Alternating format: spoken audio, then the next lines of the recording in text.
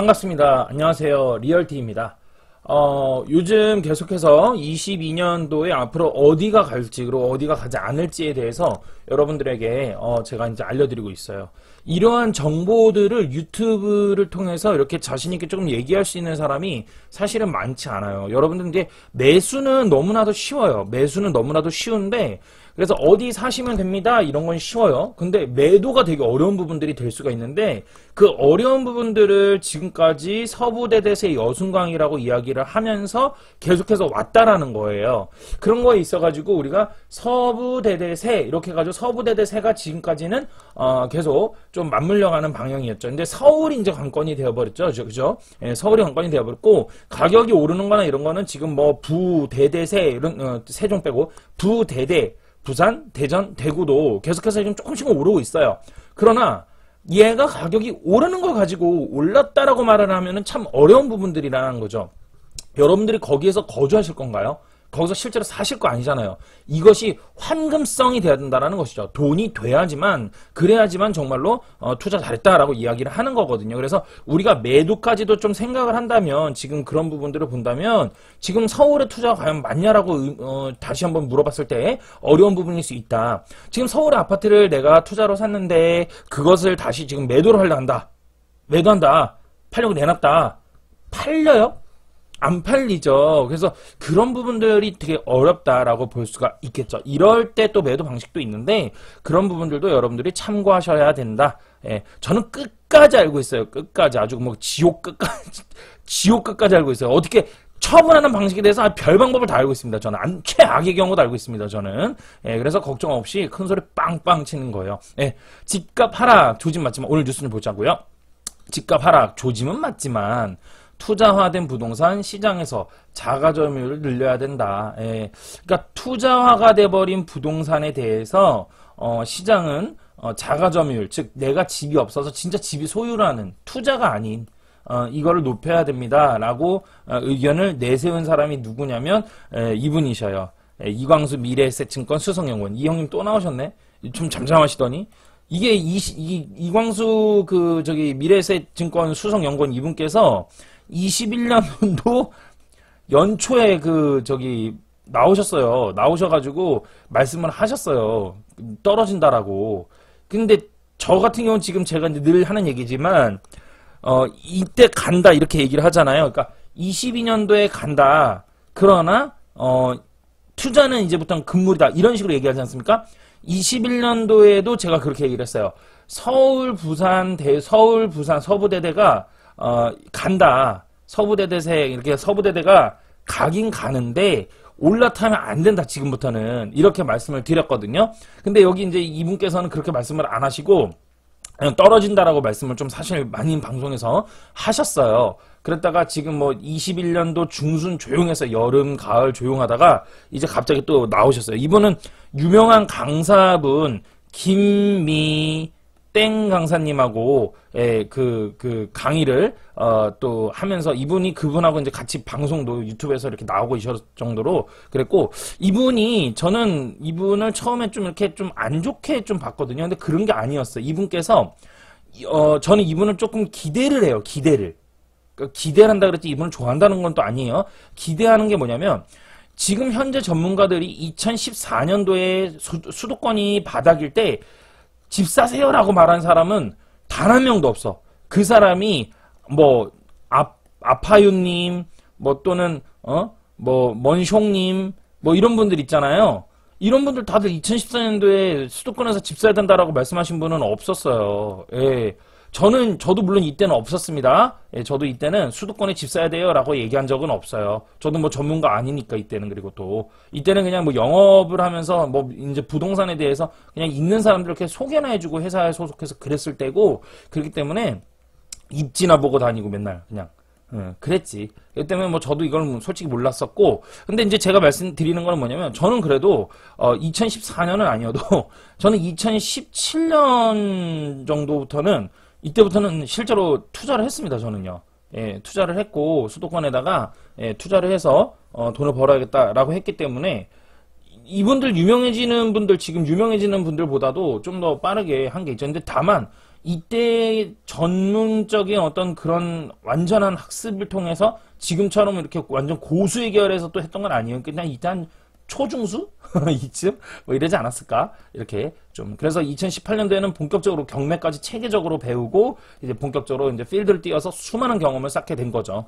자, 이렇게 해서 다 돌아와서 이분께서는 이광수 미래에셋증권연구원 이분이 2014년도에 수도권에 집 사야 된다라고 얘기를 했던 분이에요.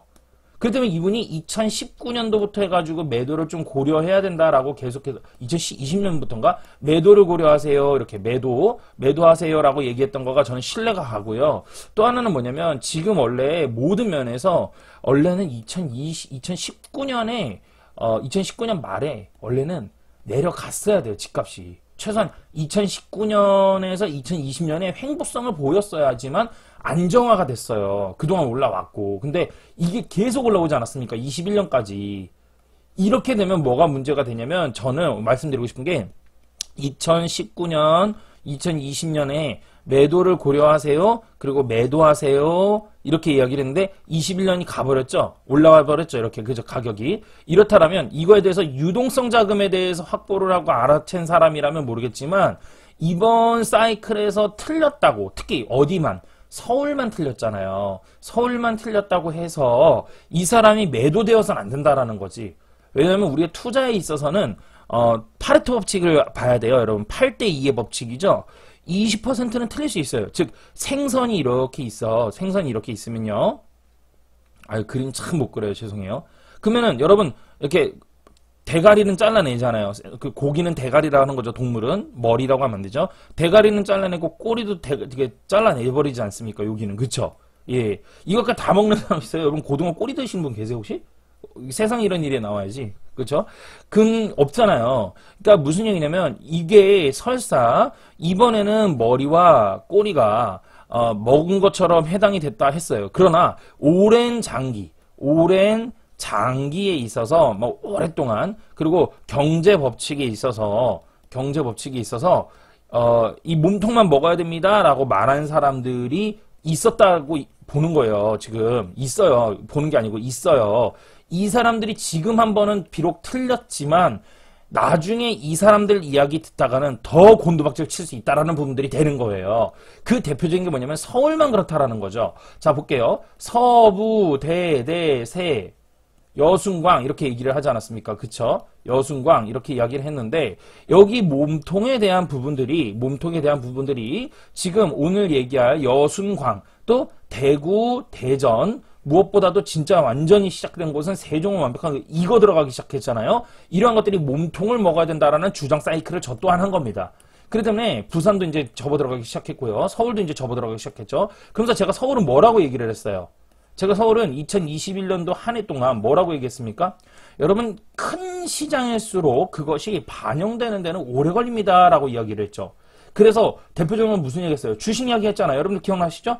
코스피가 우리나라 대표 주식인 게 종합주가 지수가 오래 걸립니다. 그래서 과열 장세에 들어가서 한참 동안 과열해서 나오는데 8개월이 걸린 것처럼 서울시장 또한 부동산 시장에서 제일 큰 시장이기 때문에 과열 장세에서 들어가서 이것이 반영되는데 오래 걸립니다. 그래서 제가 뭐라 말씀드렸냐면 매수하지 마세요. 과열입니다. 지금은. 그리고 매도해야 됩니다. 준비를 하셔거나 매도해야 됩니다. 이렇게 말씀을 드렸어요. 그러니까 그런 상태에서 서울은 과열 장세에서 계속 올라가. 그러면 매도해야 된다라고 이야기를 해도 이 사람은 틀린 경이 돼버리죠. 이해되십니까? 그러나 또 매수를 했어요. 매수를 해가지고 나오게 되면은 이 사람은 나중에 곤두박질 치는 거죠. 그러니까 결국 시간이 지나면 그 부분에 대해서는 알 수가 있다라는 부분들이 되는 것이고요. 어제 아파윤님하고 그리고 저기 리치 김모 대표님하고 또 토론을 하더라고. 이분들 자주 토론해. 같은 편이었는데. 아파요님은 계속해서 올라갈 것이다 라고 보고 이분께서는 지금 떨어질 걸로 보는데 통화 공급량에 의한 상승을 이야기해요. 근데 참 이분을 보면은 저는 참 너무 이렇게 마음에 든다고 해야 되나? 이분을 한번 만나보고 싶은데 저도 이거를 보는 거예요. 이거를. 즉 장기 이분도 얘기한 게 그거예요. 저도 이걸 얘기하는 겁니다. 장기 곡선은 언제나 우상향이에요. 우상향. 당연하죠, 이거. 이건, 당연한 겁니다. 자, 예를 들어서, 이겁니다, 여러분. 이렇게 이게 아파트 곡선입니다. 이게 주택 곡선이에요. 여러분. 장기 우상향해요. 그런데 문제는 뭐냐면 이 우상향에 있어서 단기적인 부분들이 올라갔다가 내려왔다가 올라갔다가 내려왔다가 이렇게 된다라는 거예요. 여러분 이해되십니까? 그러면 이게 예를 들어서 한 30년 사이클이라고 볼게요. 30년이에요. 그렇다면 여기에서의 이격이 있고 여기에서 이격이 있죠. 이격이 과하면 수렴한다야. 이게 그래서 컨버전스와 다이버전스가 합해져서 무빙 에버리지의 약자, 무빙 에버리지, 이동 평균선. 그래서 컨버전스와 다이버전스 해가지고 MACD 곡선이 주식시장에도 있는 거야, 이게. 이해되세요? 그러니까 이게 시장 경제의 원리에 있어서 가격 요인의 형성이 되는 거거든요. 되게 어렵죠, 여러분들. 어려워요. 여러분, 저 유료 수업 가면 이런 거 배우나? 아니야, 이런 거 아니야. 이런 거는 여러분들 몰라요. 못 알아들어요. 그러니까 이거는 완전 투자에 대한 공부를 되게 했을 때야. 많이 했을 때야. 막 두꺼운 사전 같은 거 읽어야 돼. 자, 시장 경제란 말이야. 시장 가격이란 말이야. 그러니까 MACD가 여기서 나온 거거든. 그래서 컨버전스와 다이버전스, 흩어졌다가 뭉쳐졌다 하는 거란 말이야. 이것이 MACD인데 이 MA가 가격 요인에 대한 부분이거든. 무빙 에버리지. 그래서 이것이 곧 시장의 원리이기 때문에 이것도 이동 평균선이 이렇게 또 움직여지는 원리가 있어. 이 원리가 시장에 반영이 되는 거예요. 그래서 부동산 시장에서도 마찬가지로 장기적 우상향. 이 우상향은 근데 왜 만들어지냐면 통화 공급량이라는 거가 만들어져요. M2의 통화 공급량이 만들어지기 때문에 떨어질 수는 없어요. 즉 물가가 올라간다 이 얘기지. 어렵게 생각할 필요 없이. 물가가 상승한다 이 얘기는 뭐예요? 오늘 할 거 되게 많은데 오늘 이것만 하네. 물가가 상승한다. 예전에는 여러분들 쭈쭈바 아이스크림 먹으면 옛날 어른들 50원은 드셨잖아. 그죠? 5원. 아주 옛날에는. 그리고 50원이었던 시대가 있었고 100원이었던 시대가 있죠. 요즘 얼마인 줄 아세요? 500원이요. 500원. 그러니까 요즘 애들한테 500원 주면은 옛날에 50원 주는 거 이거 아무도 못해요. 제가 얼마 전에 재밌는 게 뭐냐면 제가 한 3개월 전인가? 한 5개월 된 것 같아요. 그 문방구를 갔어요. 문방구 가서 학교 앞에 있는 문방구를 가게 됐어요. 왜 갔더라? 풀 사러 갔나? 일단 문방구 갔는데 거기 가니까 뭐가 있냐면 아폴로 아시죠, 여러분들? 그 색깔 이렇게 해가지고 쫀득이 아세요? 쫀득이 아폴로 이런 걸 팔아요. 예. 그래서 아폴로 하나를 잡았어요. 크지도 않아. 그리고 쫀득이도 하나 잡았어요. 그리고 사탕이 있는데 그 맥주 사탕 아세요? 이게 이 공감되시나? 맥주 사탕하고 파란색 이 입술 파랗게 되는 거 있어. 그런 사탕하고 내가 몇 개 잡았어. 그래가지고 한 7개 잡았나? 계산하니까 얼마예요? 그러니까 깜짝 놀랐어. 4,000원 가까이 나왔어. 얼마예요? 그러니까 4,000원이래 7개. 그래서 7개 이게 4,000원이에요? 그러니까 그렇대. 바가지 쓰는 줄 알았어. 아니 이게 그래요? 아니 저기 아폴로는 옛날에 학생 때는 100원에 사 먹고 그랬는데 그러니까 아이고 삼촌 언제적 사람이야 이러면서 아이고 아저씨 이러면서 이런 얘기를 하더라고요. 예. 자 그래서 여러분 다시 돌아왔어요. 그래서 어때요? 물가가 오른 거죠? 예. 아폴로의 가치가 올랐습니까? 아니죠. 쫀득이 가치가 올랐습니까? 아니죠. 예, 이건 그대로예요. 원자재값이 올라버리는 거죠. 그래서 물가가 상승하기 때문에 M2 통화 공급량은 항상 증가한다 이 얘기예요. 어렵지 않죠? 그런 거에 있어서 아파트 가격이 지금처럼 오르락 내리락을 하는데 여기가 지금 이격이 적어요. 즉 거품이 없다라는 거지. 이 거품의 기조를 뭘로 보냐면 통화 공급, 즉 유동성하고 같이 봐야 된다라는 거야. 유동성하고. 그러니까 단순하게 무조건 간다 이 얘기는 하나만 알고 둘은 몰라요. 그러니까 이렇게 말하면 그러니까 계속 간다 이렇게 얘기하잖아요. 그럼 어떤 꼴이 나냐면 세종시 꼴 나는 거야. 세종시 꼴 나는 거야. 예. 세종시 꼴 나는 거지. 가긴 가. 인구가 늘긴 늘어. 80만까지 계획한다는데 갈 수 있겠지. 언제 가는데? 2035년에? 여러분들 이때 가가지고 아파트 한 채 잘 되고 이거 아니지 않습니까? 그래서 지금의 기조가 즉 10년의 기조가 어디냐 이거를 알아야 된다라는 거죠. 이거를 잡아내는 거가 중요한 거고 여기에서 먹고 털고 하는 거지. 여러분들 이거 할 것 같으면 뭐 하는데 여러분들 전문가 찾아가요. 그리고 이게 뭐가 문제냐면 전세 가격은 웬만해서는 안 떨어지거든. 웬만해서는요. 그러니까 전세 가격하고도 이격이 있어요. 이렇게. 그러니까 전세 가격하고도 이격이 있어. 이렇게. 전세 가격이. 그럼 전세가는 뭘로 움직여집니까? 그렇죠. 수요와 공급으로 움직여지죠. 그럼 수요와 공급인데 이 수요와 공급의 곡선은 또 뭘로 이루어집니까? 가격 요인으로 또 이루어집니다. 가격 요인은 또 뭘로 이루어집니까? 경기 시황으로 이루어지죠. 그럼 경기 시황은 또 어디서부터 옵니까? 그렇죠. 기축통화에 따른 미국의 경제를 또 봐야 되는 거죠. 우리나라도. 그럼 미국의 경제는 또 뭘로 예측합니까? 미국 채권 금리를 봐야죠. 미 채권. 다 봐야 되는 거야. 그러니까 이거를 다 보고 나서 뭔가 얘기하든가 이제 최소한 이것까지는 안 보더라도 미국 다우지수와 우리나라 경기 코스피 지수는 봐야 될 거 아닙니까? 그리고 금리의 요인 이런 것들 금리가 좀 오르고 내리고 이제 앞으로 어떻게 될 것인지 어디까지 그렇게 될 것인지를 봐야 될 거 아닙니까? 그리고 나서 수도권의 아파트를 이야기를 해야 된다라는 거예요. 단순하게 여기서 뉴스 신문 가지고 여러분 신문 가지고 해결이 된다고요? 신기하네. 신문 가지고 해결되는 건 정말 용감한 거예요. 정말 위험한 겁니다. 신문 기자들이 경제학 전공은 아니잖아. 경제학을 전공했다 해도 그래. 경제학 전공했다 해가지고 잘할 것 같습니까? 여러분 그거 아세요? 투자를 제일 못하는 두 부류가 있어요.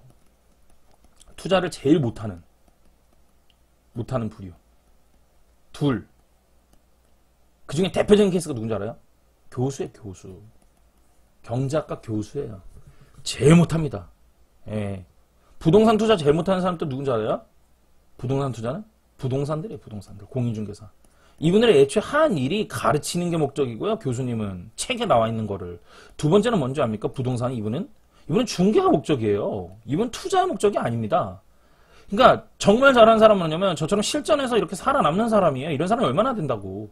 실전에서 진짜로 잘하는 사람은 투자 컨설팅을 하고 있죠. 그리고 그 투자 컨설팅이 매우 바빠요. 강의가 대박나기 시작하고요. 동강이 나버리죠. 이런 사람들이 잘하는 거예요. 그리고 또 하나 예를 들면은 저기 유튜버 중에 무슨 있죠? 차 이름 그죠? 현대차에서 나오는 거 있잖아. 제네시스 G80? 제네시스, 누구라고 얘기 안 할게요, 끝까지는. 제네시스 그 차 이름 쓰시는 분, 제네시스 P? 이러면서. 이런 분들이 좀 하시는 거지. 이런 분들이 다방면에서 보시는 걸로. 저 이분 건 잘 안 보는데, 이분 건 인기 많은 건 알아요. 이분이 다방면으로 좀 풀어가시는 걸로 알고 있어요, 제가 알기로. 이런 분들이 잘하는 거지. 무조건 올라가요, 뉴스 맞아요. 그러니까, 부동산을 살피는 거에 있어서 부동산 데이터만 펴놓고 하면 안 돼요. 여러분 이걸 아셔야 돼요. 그 아파요님께서 제가 이분을 참 좋아해요. 정치 성향도 저는 이분을 좀 좋아하는 편이고요. 이분 이모 저모 참 괜찮은 분이신데 좀 그런 거가 요즘에 와가지고 이제 좀 저랑 색깔이 조금 이제 좀 달라지는데 좀 안타까운 거가 부동산에 대한 정보만 가지고 이제 말씀을 하시더라고요. 그러지 마시고 경기를 혹시나 아신다면 경기 전반적인 것도 함께 한번 살펴보시는 것도 나쁘지 않을까 생각을 해요. 그리고 그 아파요님께서 이제 그 정치에 대한 부분들이 색깔이 보수신 걸로 제가 이제 알고 있는데 원래가 이 정치 쪽으로 더 강하셨어요. 이분께서 이 유튜버가. 근데 문재인 정부에 대한 부분들을 비난을 하시면서 이 부동산에 대해서도 이제 막연한 이제 비난만 펼쳐 보이시는 게 좀 있더라고요. 저 또한 물론 이런 쪽 이거랑 가까워요. 이쪽이랑도 가깝고 문재인 정부에 대한 부동산 정책이 뭐가 좀 안 됐다라는 것도 저도 긍정적으로 보는데 이제 문재인 정부에 대해서 싫어하는 건 싫어하더라도 냉정할 거 볼 건 냉정하게 봐야지. 그러니까 시장을 보는 전문가가 돼야 되는 거지. 이거를 정치를 하다가 시장을 보게 되면은 색안경을 못 벗는 케이스가 발생하지 않을까 생각이 조심스럽게 드는 거예요. 그러니까 문재인 정부가 하는 얘기가 지금 역대 15년 동안 공급 입주물량은 최고였다. 근데 왜 가격이 오르느냐. 이렇게 이제 얘기하면서 전문가들에게 그거 얘기를 하고 또 전문가들은 아니다. 수요라는 거 자체가 애초부터가 잘못 기재가 된 거다. 더 필요하다. 이 얘기 펼치는 거거든요. 두 주장을 제가 다 펼칠 줄 알아요. 무슨 말인지 알고요. 그런데 저는 이 부분에 있어서는 가격 요인에 대해서 좀 말을 하자는 거야. 가격 요인. 통화 공급량하고. 그래서 제가 아까 그 리치 이분을 되게 맞다. 이분이 정말 제대로 보시는 거다. 하고 하는 거예요. 그리고 이분 또한 요즘에 보니까 여수순광 여기 얘기하시대. 이제 드디어 제가 먼저 얘기했는데 이분이 제 거 보시나? 보신다. 누가 혹시 아는 분 있으면 연결 좀 해줘. 한번 커피 한잔 마시러 가게 했어요. 네, 서로 좀 이렇게 얼굴 하고 싶어요. 이분하고는 참 좋은 분 같아요. 예, 하여튼 이분 이제 여기 말씀하시되 제가 21년도 초부터 얘기했는데 조심해야 된다고. 그죠? 가격 요인을 반영시키는 거야, 이분은. 이 전문 프로그램을 만드신 분이거든요. 저도 프로그램을 만들어 봤기 때문에 주식 쪽에서 주식 프로그램 만드는 게 더 힘들어요. 주식 프로그램을 만들어 봤기 때문에 부동산은 쉬운 거야. 이게 딱 보이는 거야, 이게. 예. 그러니까 전문가 영역이다. 이렇게 보면 될 것 같아요. 자, 뭐 어쨌든 길었네요. 어쨌든 뭐 엄청 길었고. 그래서 이런 뉴스 신문 기사글들이 그렇다. 이렇게 보면 될 것 같아요. 영상을 쪼개서 올려야 될 것 같은데. 문재인 정부 들어와서 과열된 부동산 시장이 그래서 소강 상태를 최근에 보이고 있는데 내년에 집값 하락 전망을 내놓고 있는 부동산 전문가들이 이미 변곡점이었다는 신호다라고 밝히고 있다. 그러면서 이광수 미래에셋증권 수석연구원이 거래량이 감소하고 매물의 증가를 그 증거로 제시했다. 이러면서 다만 공급 물량을 늘린 것만으로 가격이 하락한다고 볼 수는 없다. 그러면서 자가 점유율을 제발 올리는 정책을 좀 써라 이러면서 착한 마음으로 좀 접근을 하셨어요. 예, 좋은 마음이죠 뭐. 근데 뭐 그런다 해서 집 사나 안 사요. 그래도 안 사는 사람 죽어도 안 사. 자, 한국 부동산 시장은 투자되어 있는 시장이라서 수요가 감소하는 게 핵심이고 가격 상승 기대감이 떨어지는 게 중요하다. 그러면서 기대감이 줄면서 매물이 늘면 하향 안정화가 빠르게 될 가능성도 있다. 이렇게 이제 얘기를 했죠. 그러니까 사면 오르고 막 이렇다는 거잖아요. 지금요. 그래서 시장에서 수요 감소 요인으로 보는 첫 번째 이유는 1번은 이렇게 썼네. 최근 급등한 가격을 감당할 수요자가 없다는 점. 그렇죠. 제가 주장한 것도 이거였죠. 가격이 너무 비싼데 그 와중에 뭐다? 대출을 안 해주니까 바로. 그렇죠. 내 돈으로 안 그래도 못 사는 가격인데 여러분 노력해서 집 살 수 있는 근로소득으로 집을 살 수 있다라는 거가 얼마까지일까요? 대출 없이 근로소득으로 집을 살 수 있는 게 얼마까지일 것 같아요? 못 사요, 여러분. 못 사요. 정말로 뭐 지하 어디 저 지방에 정말 너무 흉측한데 이런 데면 적금 넣어가지고 사면 몰라. 못 사요, 여러분. 한마디로 공식대로라면 못 사 집을. 예? 정말 대단한 고소득자 아니면 사업해서 대박나지 않으면 못 사. 한국은행이 최근 발표한 금융안정보고서에는 부동산 부문의 금융 취약성 지수를 역대 최고치인 100으로 밝힌 것은 가계부채가 부동산 시장으로 특히 몰려 쌓여가고 있다는 뜻이다. 이래서 한국은행과 금융당국은 부동산 시장 연착륙을 위해서라도 가계부채 관리를 적극적으로 하지 않을 수 없는 상황. 저도 이거 인정. 지금 현재 부채가 얼마나 많이 증가됐는데요. 예. 그러면 이렇게 얘기할 수 있죠. 리얼티님, 부채만 증가했어요? 유동성 자금 상승한 거는 생각 안 하세요? 알고 있습니다. 부채가 상승하는 거에서 유동성 자금이 상승할 수 있지. 이거 뭐 전문가들끼리 얘기하는 건데, 여기서 여러분들한테 얘기하긴 그런데, 점점 좀 수익이 많이 올라가고 있어, 그 레벨을. 근데 여러분들한테 좀 알아듣기 쉽게 하기 위해서 요건 패스할게요. 죄송합니다. 자, 어쨌든 그래요. 예. 그래서 하지만 이제 임대차 보호법 때문에 계약갱신 연장한 분들이 많은데 매물은 조금씩 나오면서 전세 가격이 안정됐다라고 설명을 연구원이 했다. 전세 가격에 대해서는. 하지만 22년도 가을부터는 2년 연장해서 4년간 임대한 임차인들이 다시 시장에 나올 수 있기 때문에 지켜봐야 한다. 그렇죠. 맞아요. 저도 이건 봐야 된다고 봐요. 또 정부에서 대규모 물량 공급을 예고한 것이 심리에 미치는 영향은 있지만 직접적으로 맞아요. 이것도 맞아요. 물량, 근데 이게 맞는데, 요거는 이렇게만 보면 안 돼요. 공급을 예고를 했는데, 이거가 오래 걸린다라는 건 맞아요. 예, 그런 주장은 여러분들도 아실 겁니다. 그런데, 향후 입주 물량이 들어오는 거에 대한 심리적인 반영이 먼저 시장에서 반영이 돼요. 이해되셨죠? 그렇기 때문에, 물론 이 물량이, 예를 들어서 8년 뒤에 들어온다면 이건 반영 안 돼요. 그러니까 한 2년 뒤, 2년, 3년 뒤가 돼야 됩니다. 이래야 돼요. 이게 반영이 됩니다. 그는 공급은 중요한데 공급이 시장에 영향을 미치게 하기 위해서는 공급을 투자 목적으로 사지 못하게 하는 시장을 먼저 마련하는 것이 중요하다. 공급을 투자 목적으로 사지 못하게 하는 게 뭐가 있을까? 어떻게 하면 될까? 지금 그래서 분양권 전매 금지, 뭐 금지 막 했는데 그게 될까요? 3기 신도시 분양을 할 때 의무적으로 입주 조건을 걸자라고 제안을 했다. 그래서 공급 물량이 실소유자에게 돌아가는 것이 해당해야 돼야 된다. 근데 이거가 3기 신도시 분양을 할 때 의무적으로 입주 조건을 걸자라고 했는데 이거 편법으로 해서 주소지 걸쳐놓지 않을까요? 전 그렇게 할 것 같은데 이것도 그러니까 옳은 방법은 아니라고 봐요. 그죠? 좀 이렇게 현실적인 부분에 정책을 써야 된다. 그렇게 보는데, 그래서 이광수 미래에셋증권연구원 이분을 저는 100% 동의하지 않는다. 이분은 뭐 일부 근데 되게 좀 맞는 얘기를 많이 펼쳐나가시는 것 같다라고 저는 그런 입장을 밝혀드리고요. 그러니까 이제 이게 분명한 건 뭐냐면 저는 이렇게 말씀드려요. 서부대대세 여순강은 그동안 외쳤는데 서울에 대해서는 특히나 내년 대선이 어떻게 되느냐에 따라서 분명히 판가름이 날 겁니다. 예, 지금 이 정권에서는요, 방법을 몰라요. 예, 방법을 몰라요. 그렇기 때문에 그런 부분이 있다. 자, 그런 상태에서 대선을 봐야 되겠죠. 이재명, 이게 시계가 왜 올라와? 이재명 42.4%, 윤석열 34.9%. 그래서 이재명이 추월을 했습니다. 드디어 차기 대선 대통령 선거 지지도에서 이재명 더불어민주당 후보가 윤석열 국민의힘 후보를 오차범위 밖에서 앞선다는 여론 결과가 29일 나왔다. 이제 큰일 났어요. 그러니까 7% 앞서갔었는데, 그죠? 막 10%, 10%도 앞서갔는데, 이젠 7% 뒤쳐졌으니까, 이 17%는 뒤로 후진한 거거든요. 이러면 정말 힘들죠. 지금 2달밖에 안 남았는데, 이제 3달 남았는데, 2달이나 2달, 그죠? 3월 초니까.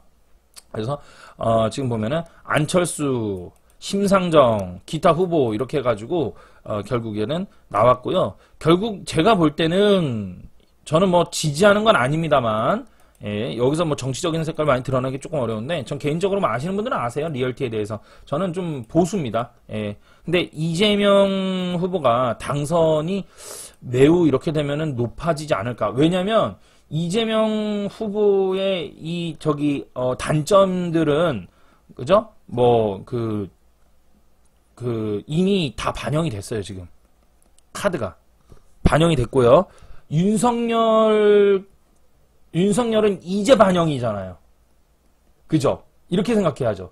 그래서 이재명 후보의 단점은 다 반영이 되고도 지금 저 지지율이 난 거고, 윤석열의 단점은 지금 이제 반영이 돼서 저게 나온 거니까 쉽지 않을 겁니다. 이렇게 되면요. 이렇게 되면 이재명 후보가 뭐를 주장하는지를 사실은 관심 있게 봐야 된다. 예. 그렇죠. 근데 이제 이재명 후보가 얘기하는 거가 뭐냐면, 나라 걸로 다 만든다는 거지. 땅을. 그죠? 무슨 얘기, 세금을 무진장 걷겠다. 대신에 피할 길은 마련해 주겠다. 양도세 1년 동안 한시적 완화. 이렇게 밝혔거든요.